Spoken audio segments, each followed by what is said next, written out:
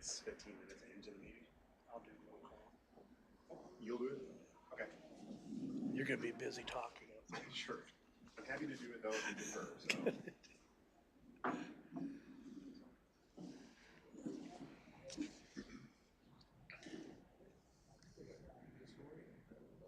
Well, close. That's a quick 5 minutes. Good morning, everyone, and welcome to Thursday, February 12th, 2026 Advanced Plans meeting. One thing I will ask everybody that has electronic devices, cell phones, please mute them or matter mode, please, if you would. We are going to start off the meeting by doing a roll call. Commissioner Johnson? Here. Commissioner Miles? Present. Commissioner McKay? Here. Commissioner Warren? Here. Commissioner High? And Commissioner Fry? And myself. We have 5. We have a quorum. Am I here? I'm barely here.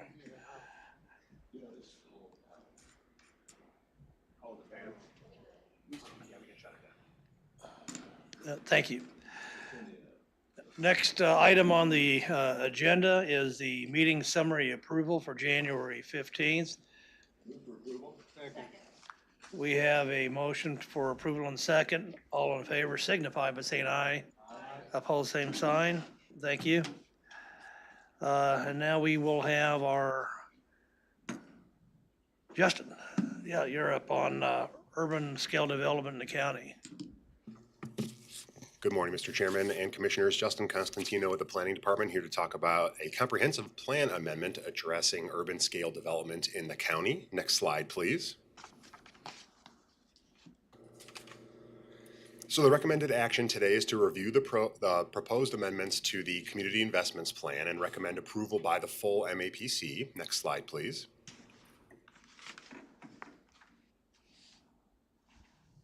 So just a little overview. I'll talk about the history of the comprehensive plan just briefly. I'll go into the background of how this item was initiated. It typically started with rezoning actions, rezoning applications and questions that came up during that application process.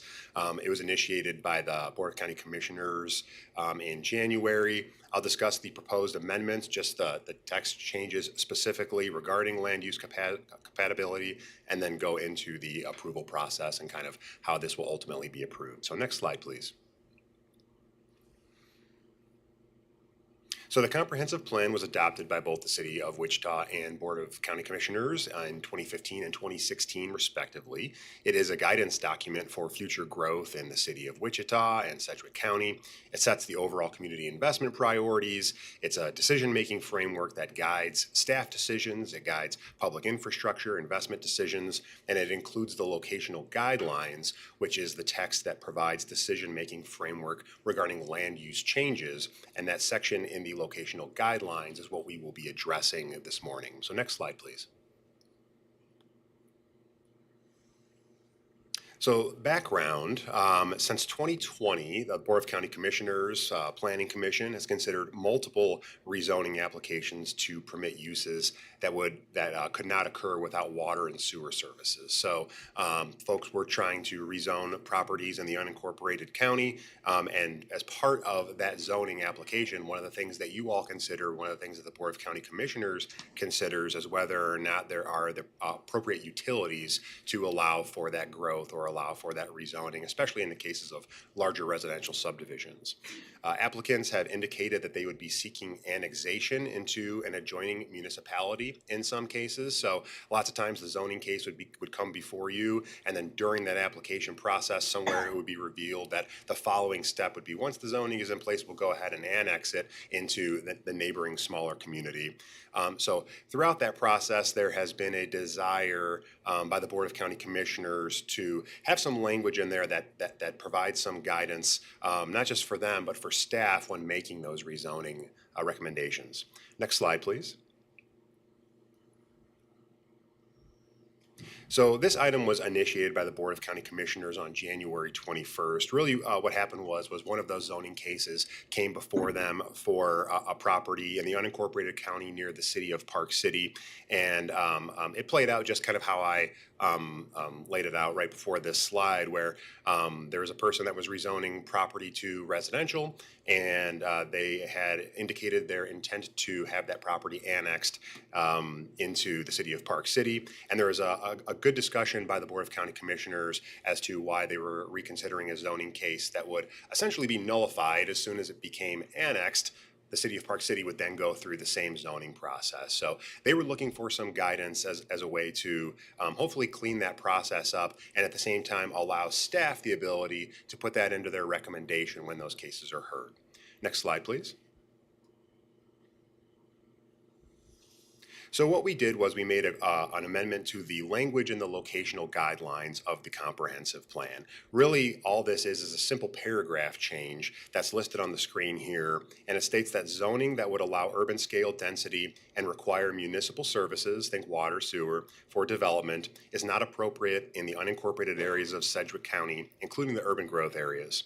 In these situations, applicants are encouraged to seek annexation prior to submitting a change of zoning classification application. So again, the intent there is to encourage folks that are planning on annexing in to just go ahead and do that instead of bringing it to the county first with the zoning case.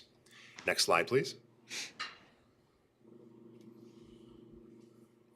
Currently, this would be recommended for, the recommendation would come from the Advanced Plans Committee, and that would go to the full MAPC for their full recommendation. Then it would go to the Board of County Commissioners for final approval, and the City Council for final approval as well. I believe that's the final slide on this particular item, and I'm available for any questions that you may have. Any questions for Justin? Yes, Commissioner. Oh, I'm sorry, Commissioner Warren. Justin, what happens if they get the annexation but then don't get the zoning? I mean, I could see, which comes first, chicken or the egg here, but getting that as a conditional use, I don't want my land annexed into the city if there's not going to be a viability of development. I think in these particular cases, in a case of the Park City case, for example, the city of Park City had already gone through that annexation hearing. So they had already heard that case at their planning commission. So there was already a desire for all parties involved, knowing that it was about to happen. And then they didn't officially annex it because it wasn't published in the paper. The zoning case came to the Board of County Commissioners first, and then ultimately would have to be rezoned again. So typically for the folks that are wanting to annex in, it's already gone to the small city planning commission. Thank you. Does anyone else have any questions? Oh, if they hadn't, then it would just be a standard zoning case at the BOCC level where they would be considering whether or not it's appropriate for the utilities. So, yeah. Any additional questions? The other thing too that this helps do is that when you have some of our surrounding municipalities that have planning commissions and stuff, and basically you have like a reverse area of influence on that. There's no need to hear things twice, the cost factor and everything else, when they're going to wind up doing annexing the property in. My question that I have is that what happens when you have a situation where you have like an island annexation? Perfect example, Valley Center. Just last year before, when the county commissioners, the planning commission and the county commission both turned that, denied that particular case, and then the city of Valley annexed the property, and it was quite a distance from their city limits. So, I think we need to look at or having something in there maybe to help cover that a little bit, or at least a thought on that, because that happens. We've seen it before. Yeah, and it's a good point, and I think the intent with this too is that it's not written in stone. It's just and that's why it's going in the comprehensive plan specifically. Is that it should help provide staff some guidance on these types of cases. It doesn't necessarily mean that the Board of County Commissioners can't vote differently or discuss those cases on a case-by-case basis, but it does give staff a little bit of an opportunity to address that in the staff report going into the case. Okay.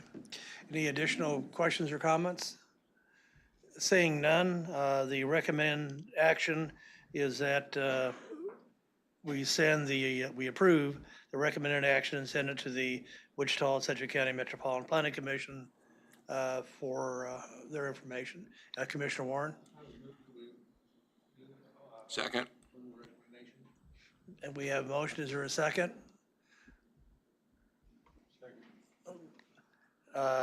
All in favor signify by saying aye. Aye. All opposed, same sign. Motion passed to 5-0.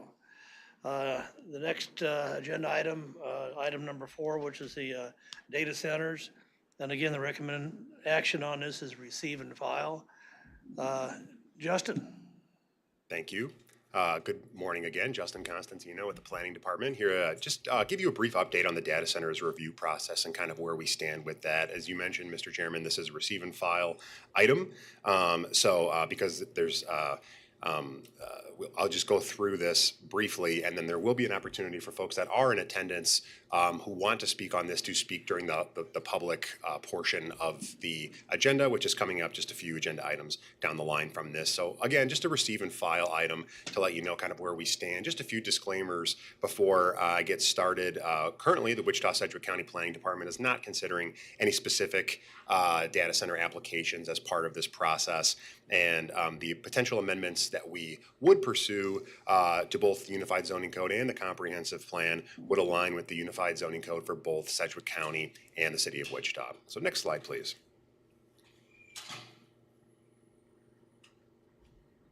I will give you just a quick background on kind of where we are, how this process got initiated. I will discuss the interim control process, and then for folks that are interested in kind of the next steps and how to get involved, I'll try and go through that as well towards the tail end of this presentation. So next slide, please.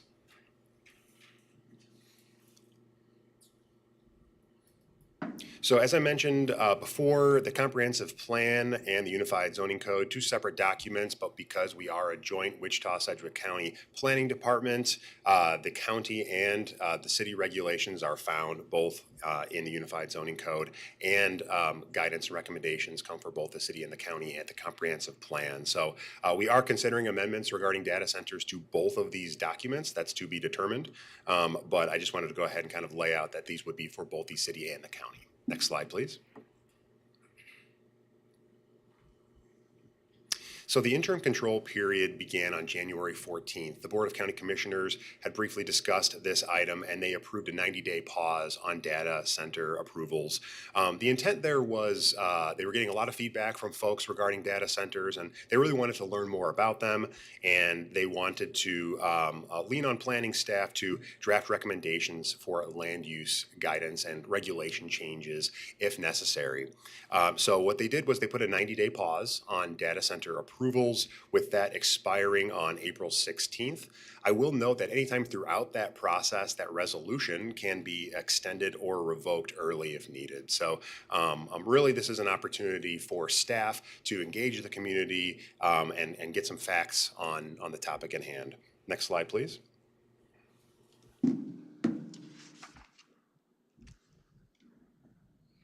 On January 26th, the city and county staff met with the Berkeley Group. They are a consulting group who will be assisting the planning department on this item, and we wanted to discuss our efforts during that 90-day interim control period. For those familiar, the Berkeley Group has worked with the city and county before on Unified Zoning Code updates to large-scale utility zoning for solar. And so we decided to engage with Berkeley Group on this. They have extensive experience on this particular topic as well.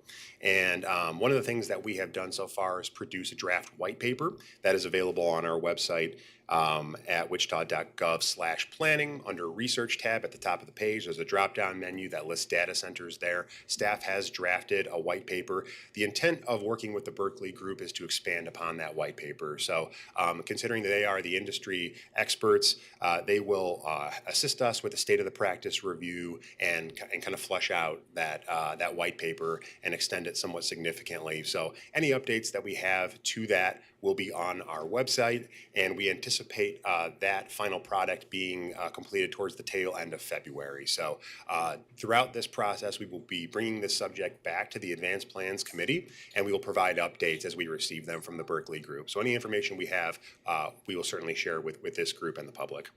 There will also, during the next 30-day period following the white paper, there will be public input opportunities.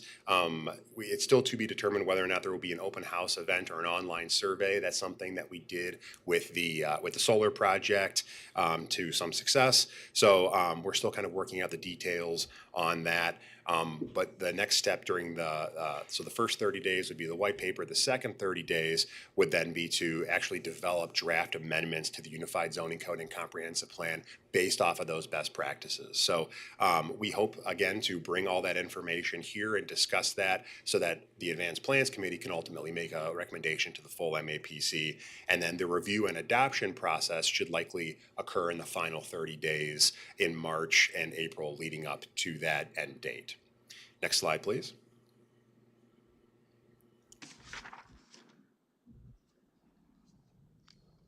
Here is the data center interim control process. I know it's kind of a lengthy set of things that we need to go through in the next 90 days, but we're kind of towards the beginning right now. We're right at the beginning. What you can see on the screen is the MAPC Advanced Plans Committee meetings. Again, the goal is to kind of use this as a forum to get that information out there. There is a potential opportunity for an open house, as I mentioned before. Ultimately, the MAPC Advanced Plans Committee would be making a recommendation to the full MAPC, who would in turn make a recommendation to the Board of County Commissioners for final approval. We haven't determined yet if this would go out to the citizen advisory boards or district advisory boards as of yet, but that's certainly an option. But again, this is kind of what the process will look like over the course of the next 3 months. Next slide, please. Next steps, staff is having bi-weekly meetings with the Berkeley Group. Any information that we receive from folks in the audience or folks via email, anything that's shared with commissioners, we will certainly get that information to you, and we will share that information with the Berkeley Group as well. So as that information comes in, we will certainly provide that to you at the full MAPC meeting. In late February, as I mentioned before, we are hoping to receive that white paper review, which will give us further guidance. And then, as I mentioned, there will be potential public input opportunities. Obviously, at these Advanced Plans Committee meetings, anything that involves a public hearing, but then we're also exploring alternative avenues for folks to speak on that. Judge, can you explain who the Berkeley Group is? Sure. The Berkeley Group is a consultant firm. They're based out of Virginia, and they specialize in things like unified zoning code changes regarding large-scale utilities. They assisted us with solar, and now they are assisting us with data centers. So they will be reviewing our current regulations. As it stands right now, we do not have data centers defined in our unified zoning code, so that's going to be one of the first things that they tackle. And then because they work with several different communities all throughout the country, we're going to be looking at those regulations, but then also focusing on regional regulations as well to determine if those would be appropriate and applicable to what we could potentially change to.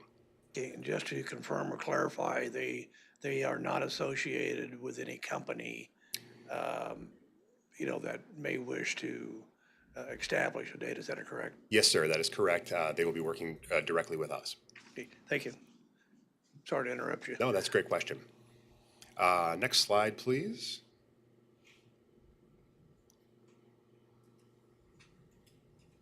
And that's the next topic. So I will go ahead and answer any questions on data centers from Advanced Plans Committee members. As I mentioned before, there will be an opportunity at the tail end of this meeting for public comment for those folks that want to speak on this item. Commissioner Warren? Thank you. Justin, this seems to be run by the county commissioners. Is there an idea of involving the city council? Yes, so as we receive information, we will be briefing the county commissioners, but we will also be briefing city council members that expressed interest as well. The regulations that would occur would go into both the unified zoning code, so it could impact, would it likely impact both the city and the county, but in the event that we needed to tailor that language or any kind of regulations to the city specifically, that's something that we would look into, yes. Commissioner McKay? In the process, we always run into problems when it comes to the financial portion of it. And we're one of the very few cities around that have special assessments. So I'd like to make sure that your advisors know what we're talking about, because in most cases, they don't have the slightest clue what we're talking about. Talk about special assessments. That's noted. I can certainly pass that information along. And as I mentioned before, we have bi-monthly meetings with them. So I can certainly pass along any relevant information. Any additional questions for Justin? Seeing none, Justin, would we have an opportunity when there's any workshops that are involving the governance, that we can have a representative or representatives from the advanced plans or planning commission, at least have an opportunity to set in those discussions? Yeah, I think that's kind of our intent, is to make sure that we have folks engaging in different workshops or committees throughout, just to get as much feedback as we can from folks in the community, because ultimately that information could be helped to serve what goes into the text. So we intend to have staff present at as many meetings as possible for basically an informative purpose. So we won't be making any recommendations or anything like that at the meetings, but it'd be mostly for information purposes to have someone from the advanced plan staff or city or county staff in attendance. Okay, I just want to make sure that we have an opportunity where we have a representatives from the commission itself. Yes, Commissioner Johnson? Justin, are there other members of the staff that make these presentations? You seem to be overworked. Not overworked, but no. I mean, the good thing is that we have a good team of advanced plans folks who are assisting us with this. Having gone through several unified zoning code changes, most recently with solar, there's a lot of similarities here, but obviously a lot of differences, and we're finding that out as we go along. So fortunately, we have a good team that's kind of putting this information together, and we feel confident that we'll be able to provide the Board of County Commissioners some good information by the date that they've requested.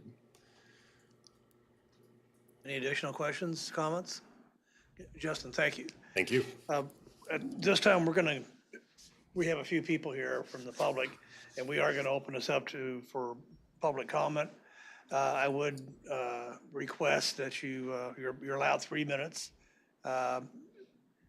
Please, stay within that boundaries. When you go to the podium, please state your name and address for our records. This is being recorded. Would anybody like to speak? Yes, sir. Please come to the podium, and again, state your name and your address for our records. And again, you have 3 minutes. Good morning, Commissioners. My name is Tim Mullen.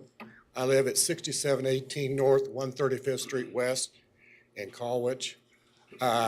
I'm glad Justin, the one flow chart that Justin brought up on the screen here was the same similar type of flow chart that we worked through on these solar panels.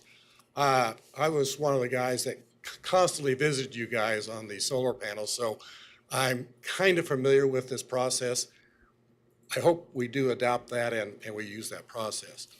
The other thing that I wanted to bring to your guys' attention, that because this type of data centers and the buildings that they occupy are unique, and that it would be our opinion that we should have a separate resolution strictly addressing these data centers. We need to put some, if you will, rails on them as to how big they can be, how much energy they can consume, and how much water they can consume. That's the biggest problem that we're seeing with them. Our sisters down in Oklahoma, their legislative group right now is in the process of maybe putting a 2 or 3 year moratorium on these data centers so they can gather more information to see just how much electricity they will be consuming.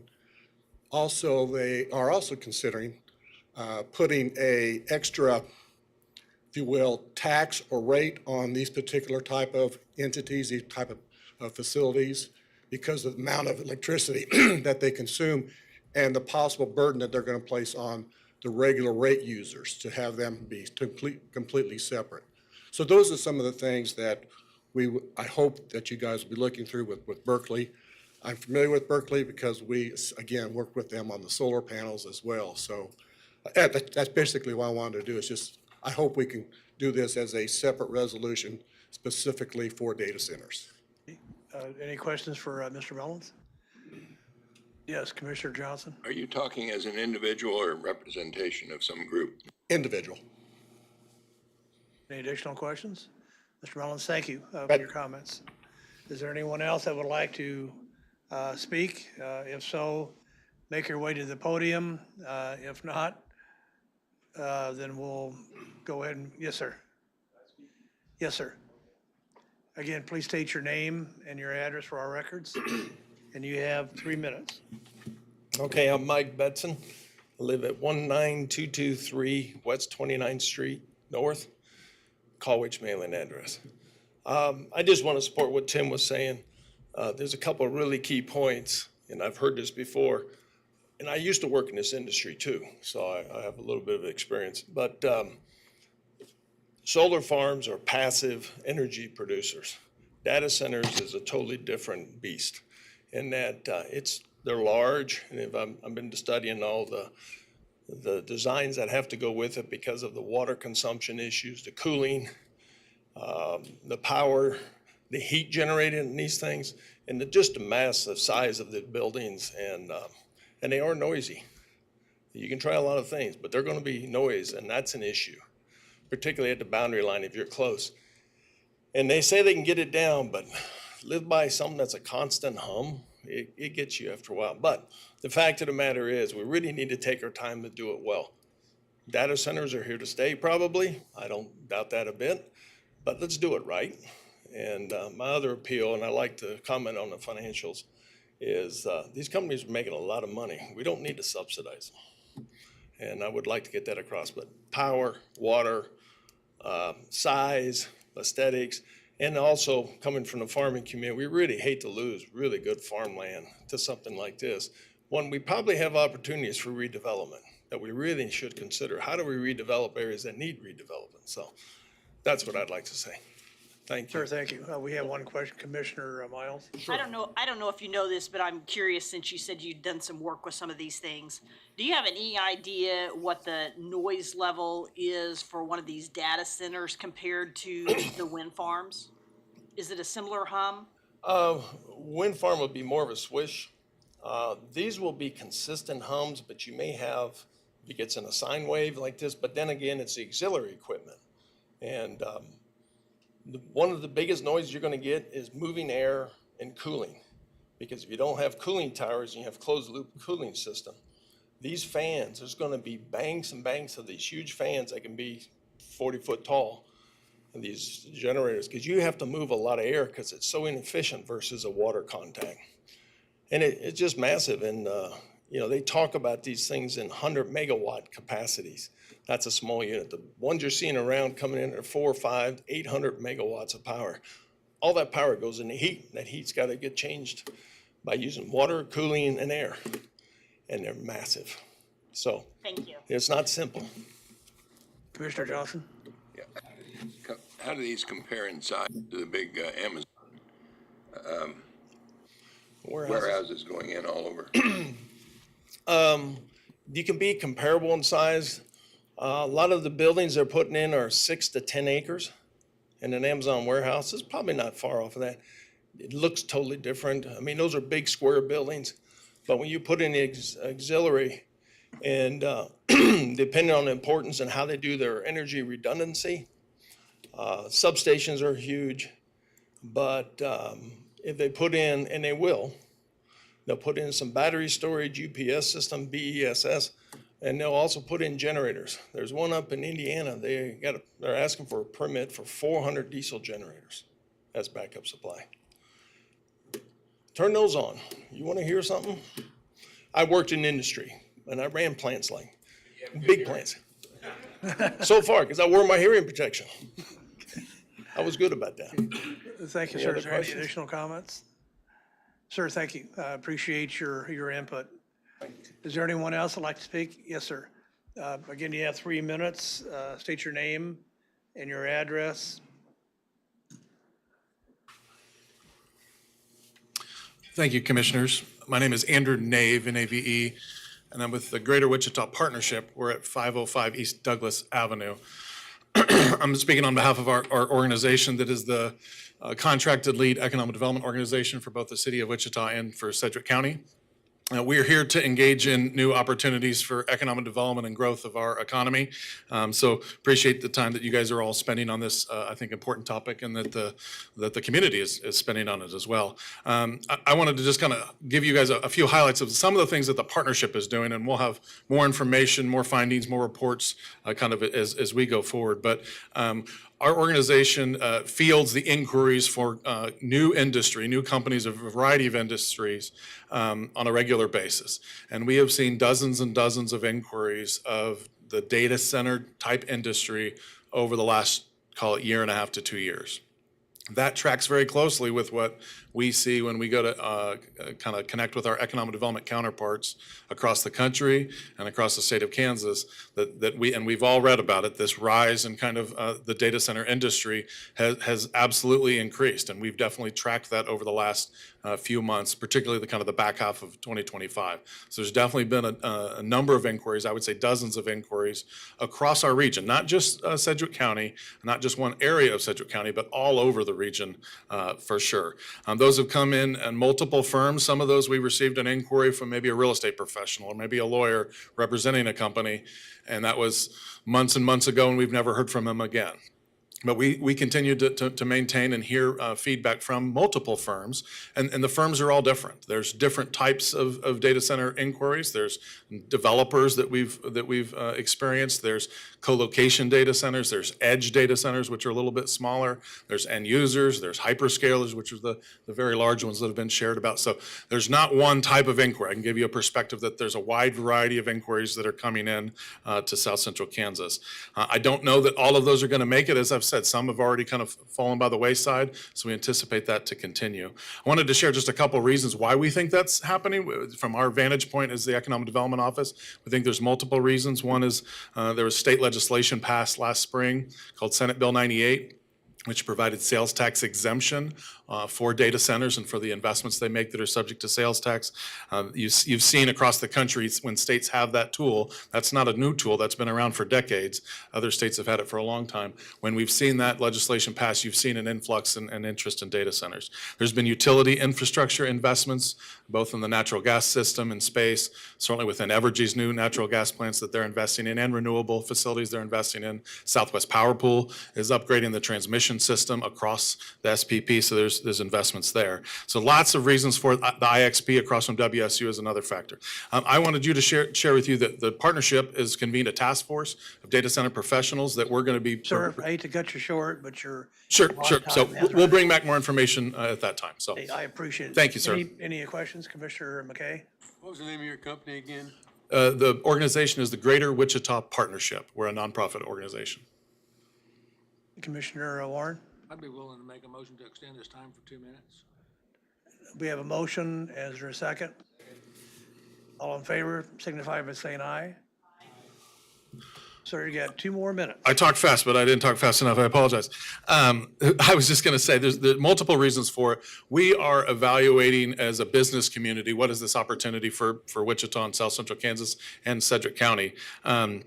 We have a task force of 30 professionals, industry professionals, engineers, public works folks, elected officials not just from Wichita and Sedgwick County, but from the smaller communities that represent our region. So trying to get a wide variety of perspectives. We anticipate bringing together some information, maybe a report, some findings that we would absolutely share with the Advanced Plans Committee on how we think that South Central Kansas and Sedgwick County should evaluate and embrace this new opportunity and this new industry. So I'm happy to share more as that comes about. And again, we're an extension of your team from an economic development perspective, so we're happy to answer any questions or help you. Thank you. Sir, one thing I would encourage Sure. you to do when you have information that you think is pertinent, if you can share that with staff, then they would make the distribution to the commissioners and stuff. We've been doing a little bit of that already with Justin and team, but we'll continue to do so, sir. Thank you. Any questions? Seeing none, sir, thank you. Thank you. For your time.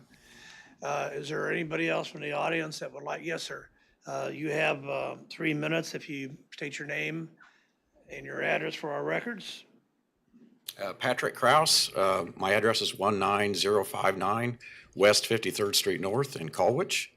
And just like to piggyback on some of the comments earlier, you know, when that Senate Bill 98 came through, that did open the floodgates to a lot coming through here. So we've been studying even the economics of these data centers.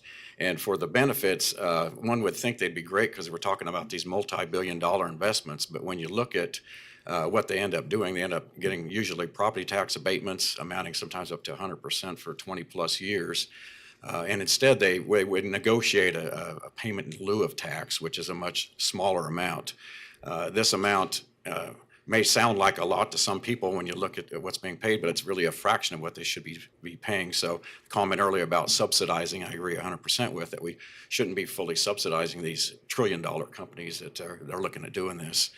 Also, one of the things that they're looking at doing is the scope of these things are so large, because while they're 6 to 10 acres in size per building, a lot of them, at least the one in our area they're looking at, is talking about 8 to 10 of these buildings. So each one is 6 to 10 acres in size. That's a pretty big footprint.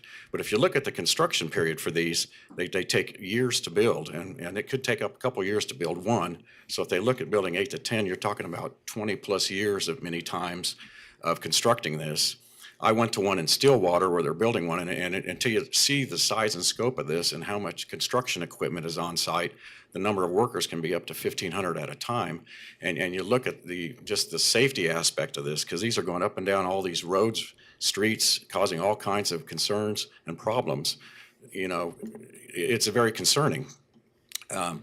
Also, there's the health and safety or there are health factors that are involved in this, which there's all kinds of pollution that are associated with these, from water to noise to light to air pollution.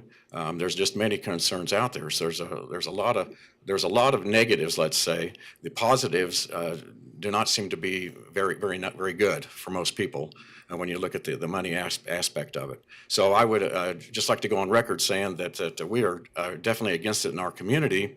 And one of the reasons why, even in our community, and there's actually 2 of them in our area that are proposed, is going to have a huge detrimental impact on our communities as far as being able to even expand and to change the whole dynamics of everything in our area. And our school districts are going to be greatly impacted by this. Again, the safety factor. We've got narrow roads out there. You're talking about this construction traffic. It's going to create a nightmare for most of us, and it's going to be detrimental. All the noise that was talked about, the decibel level, the constant hum, the lights. I mean, everything adds up together. So, I'd just like to go on record that we are against those in West Sedgwick County. Thank you. Sir, thank you for your comments. Is there anyone from the commission like to have any questions for the speaker? Seeing none, I thank you, sir. Thank you. Appreciate it. Is there anyone else from the public that would like to address the commission? If so, yes, sir. And while they're walking up, Kirk Sponsel, Deputy County Councilor, I just want to make a comment because there was a specific regional focus mentioned in the last presenter's information statement. I would reiterate, and I did this numerous times with the solar with the solar analysis as well back in the day. So this is just a generalized comment. What would we be before you would be a legislative action. So within that, you would be looking at the potential for data centers within the county as a whole. Your analysis would not be considering any one potential application or any one specific area within Sedgwick County. I just wanted to make that broad generalized statement. Thank you, Counselor. Sir, if you'd state your name and your address for our records, please. You have 3 minutes. My name's Daryl Bugner. I'm at ground zero of the location at 21st and 295th. My address is 29310 West 29th Street North, Andale. I'm right across the road from where this is at. And the reason, and when I got in, I'm not going to give you much statistics because we just kind of heard about this like 2 weeks ago. So I'm just learning a lot of stuff off the internet, all the negative stuff about data centers. Like a lot of stuff that Mr. Kraus said, there's so many negative effects. Again, my area is a lot of young families that moved out there, built their dream homes. These families all have, you know, a litter full of kids. You know, you see them driving up and down the road. They got, you know, car seats in there. Kids, you know, going to the local school out there, local Catholic school in our area. We all drink out of the same puddle of water. You know, we got wells in our area. Everybody has their own well. We don't have a ton of water. We're not connected to the aquifer like the Colwich, like they're battling over there. There's nothing good about this. The noise level, you know, from what I've been learning online, it would be like working in a factory without ear protection. You know, you're out there all day, you hear it all day, all night. You know, it's going to be like a compound across the road where it's fenced in, it's going to be well lit. Everything they put around there is going to be bad for the environment. They're going to kill any grass or anything that's growing with chemicals. Those chemicals are going to seep into the water, and it's going to hit our water table that we drink out of, that the local school drinks out of. You know, everybody's on well water. There is no rural water towers out here. You know, and if you look at areas that had ground pollution, water pollution, Blackwell, Oklahoma, you can go there and see the cancer rate in kids. You know, it's probably one of the highest in this area where they had their smelters and stuff that polluted the ground. You know, I just think it's something that, you know, there needs to be a lot of regulations. Like I said, these new families that came out that built houses, real nice houses, you know, you invest all your money, your life savings into a little plot of ground, want to raise your kids out there, and then the next thing you know, those dreams are pretty much wiped out. So just stating my point, you know, like I said, I don't have a lot of statistics, but if you have any questions, I'd be willing to answer them.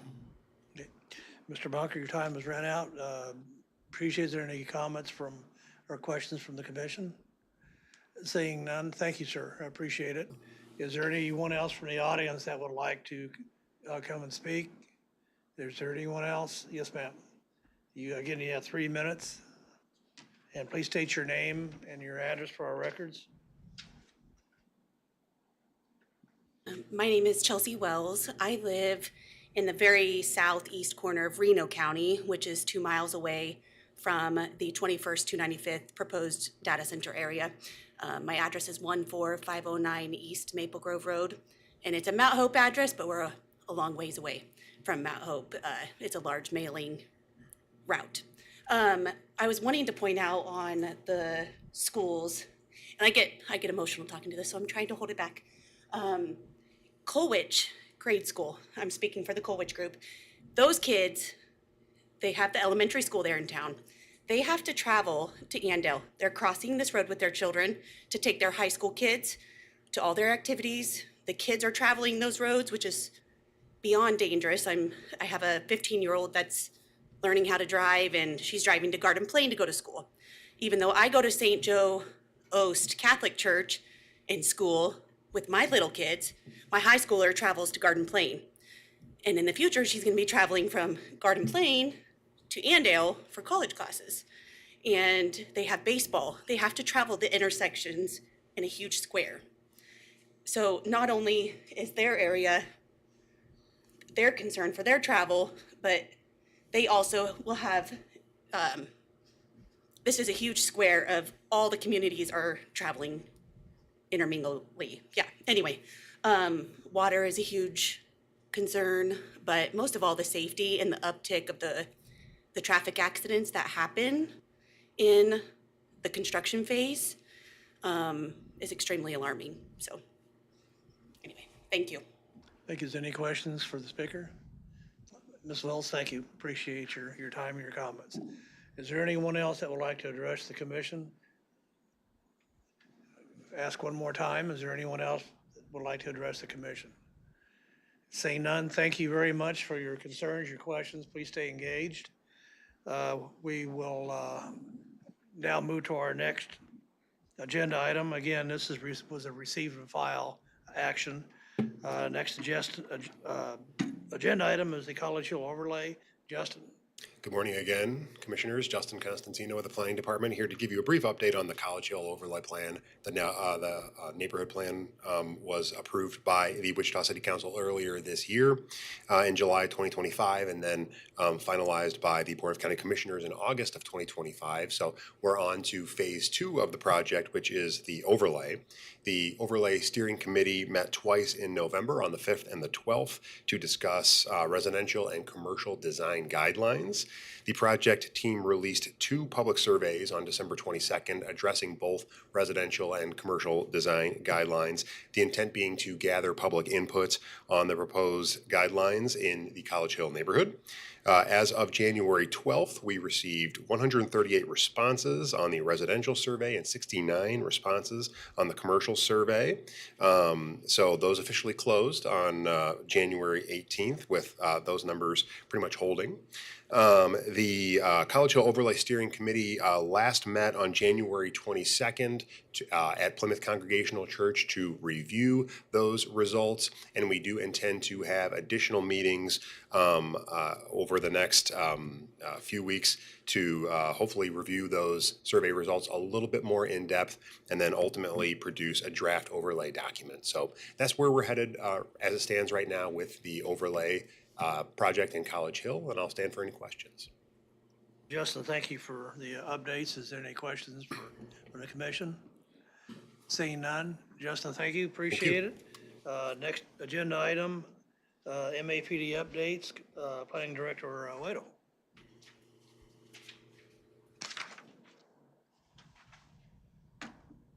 Yes, sir. Thank you for the opportunity. We'll be going off as usual. We'll be going off of the handout that's distributed. So page 2, we've got our regular case amounts listed there. For non-subdivision items, so again, cases that come to the MAPC that are not subdivision items, looks like we're going fairly steady. We're at 32 cases, and that was, it says through January, but that was the count through January. But again, this includes meeting dates up through February because we scheduled them ahead of time. So it looks like we're off to a good start, solid start. On page 3, you can see that the numbers of cases that are coming in, and I'm going to refer to the table at the bottom of the page where it says non-subdivision. There's a column there. We've had 9, 13, 7, and 3.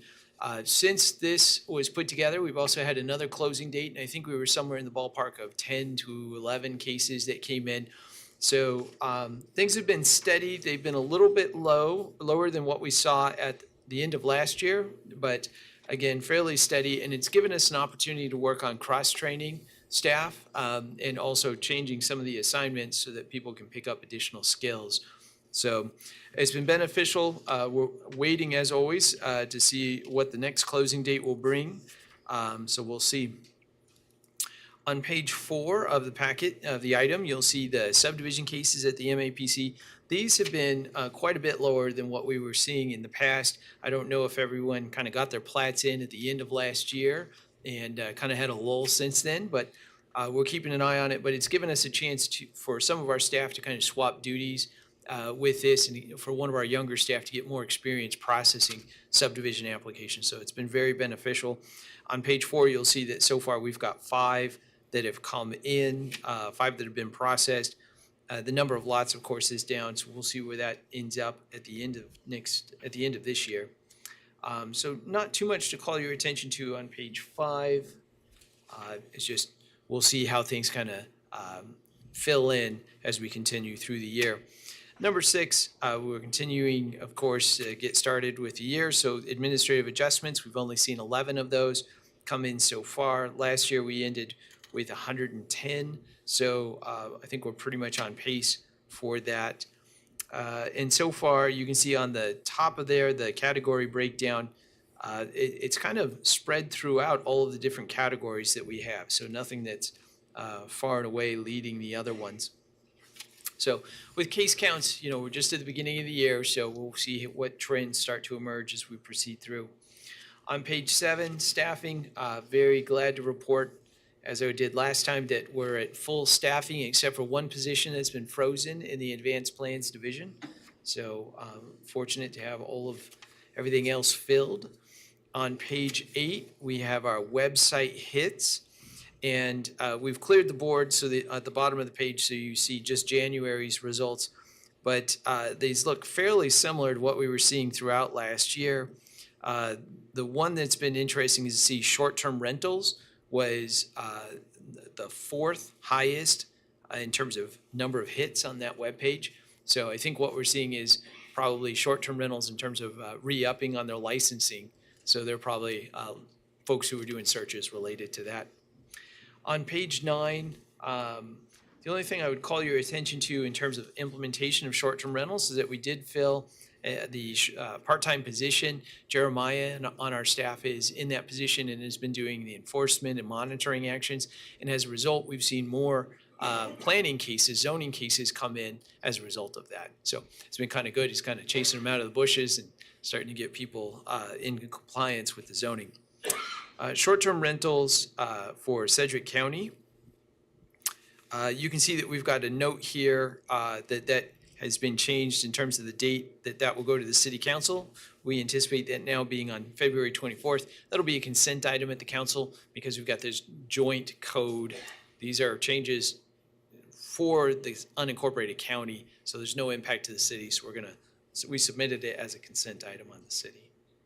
Notifications for that one, we've got that coming to the Planning Commission on March 12th, and then a series of dates after that for adoption.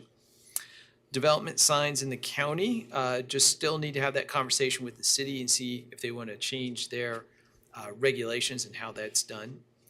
In terms of 13, event centers to the county, it says February 18th, that was scheduled for next week. I believe based on some ongoing conversations and some additional information that we've received, I think that one's going to shift to early part of March. I think March 3rd possibly, I believe that might be the date. So stay tuned on that one. Event centers has been a pretty robust conversation, and I think this just shows that it continues to be a robust conversation. College Hill overlay, so you got an update from Justin on that one. Parking and zoning, as well as a comprehensive plan, so pages 15 and 16. We're still working on getting the steering committee set up with that. Our good friends in the counselor's office and the law department have been working on the resolution for that one. So I think hopefully we're very close to getting that nailed down, and then we'll be able to check in with elected officials about how to proceed. And then accessory apartments, you're well versed on where this one is. So, okay, so we've taken that here. I believe the next step is, The next step would be to, I know this group looked at it, I want to say 2 meetings ago, and we will be bringing it back again just to kind of discuss that. A recommendation was made a few meetings ago by this group. We want to go ahead and bring it back because we want to present those zoning code changes to you regarding both the city and county. that's right, because this one you provided a recommendation related to accessory apartments in the county. I've had a chance to check in with folks at the city. And the information I received is that we should consider, they would like you to consider changes for the city as well. So we'll bring that to you at a future advanced plans meeting. So with that, that's everything in the report. I'll stand for any questions. Any questions for Mr. Waddell? Seeing none, thank you very much. Next item is any additional public comments for anything that new that we haven't already discussed. Seeing none, we will move to other business. One of the things that I chatted with a little bit with Director Waddell is to put on the agenda legislative updates. In particular, we have, I believe it's Senate Bill 418 that could have a direct impact on items and things that we discuss pertaining to zoning, by right and stuff. And I think that it would be informational for the Planning Commission to be aware of some of these changes that might be coming up and how it would affect the entire operation. So we're going to be adding to the agenda in the future any legislative updates that may be pending out there that have that. Also, our next meeting would be March the 12th. I think our agenda shows February 12th. So if that's the case, we just completed next month too. But does anybody have anything they would like to add or any comments? If not, we will adjourn. Thank you.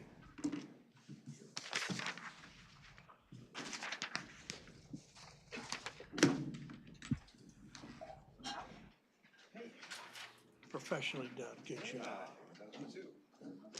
Recording stopped. I was AI. Yeah.